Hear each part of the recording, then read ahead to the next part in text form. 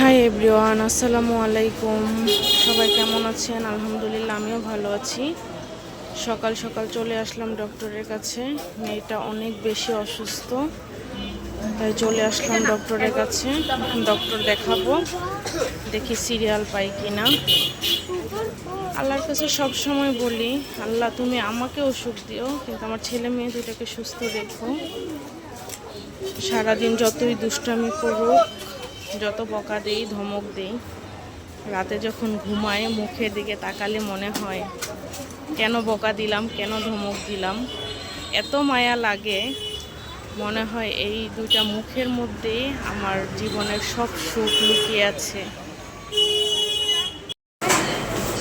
Doctor দেখানো শেষ, medicine নিয়ে নিলাম। যেহেতু সকালে আসছি, নাস্তা করে আসি নাই, তাই ভাবলাম একটু নাস্তা করে নিই। এই তো আমাদের নাস্তা চলে আসছে, গরম গরম পরোটা, ডিম, ডাল ভাজি। খাওয়া দাওয়া শেষ, এখন বাসায় চলে যাব।